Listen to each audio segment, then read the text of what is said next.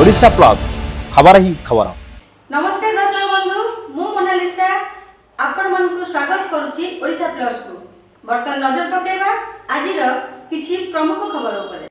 आजिठारु आरंभ होइछि ढेंकानाल जिला भापुर ग्रामर प्रसिद्ध माणबसा लक्ष्मी पूजा जहाँ 7 दिन हेब चलिबो। 17 वर्ष हेब प्रति मार्गशीर मास शेष गुरुवार दिन ठारू एही पूजा आरंभ होइथाए। चलित वर्ष कोरोना हेतु निराडंबर भावरे 14टी मंडपरे पूजा पाउछंती माँ लक्ष्मी। जय माँ धनलक्ष्मी। आज मार्गशीर मासर शेष गुरुवार पवित्र सुदशा व्रतर शुभेच्छा और शुभकामना। ढेंकानाल जिला सदर ब्लॉक अंतर्गत भापुर ग्राम रे भोर 4टा समय माँ धनलक्ष्मी पूजा अनुष्ठित हो जाइछि।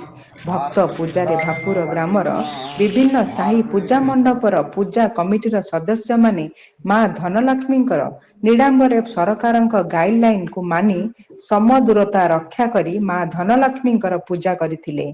जय माँ धनलक्ष्मी। ढेंकानाल जिला सदर थाना भापुर फांडी अंतर्गत जरीपाल छक निकटरे दुर्घटना।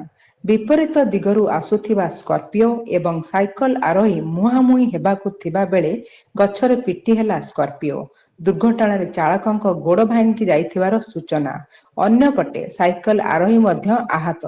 साइकल चालक जनक ईश्वरपाळर बुलु परिडा एवं स्कॉर्पियोटी तालचेर अंचलर बोली सूचना।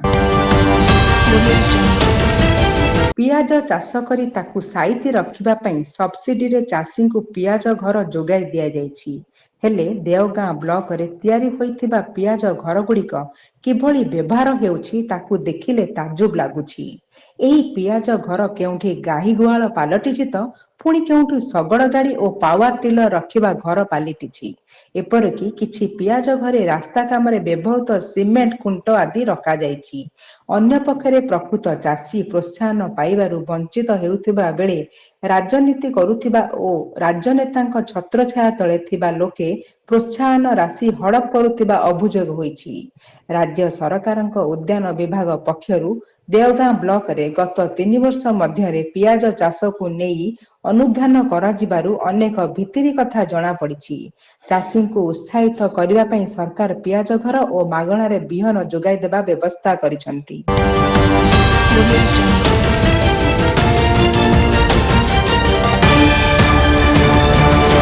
ओडिशा प्लस खबर ही खबर।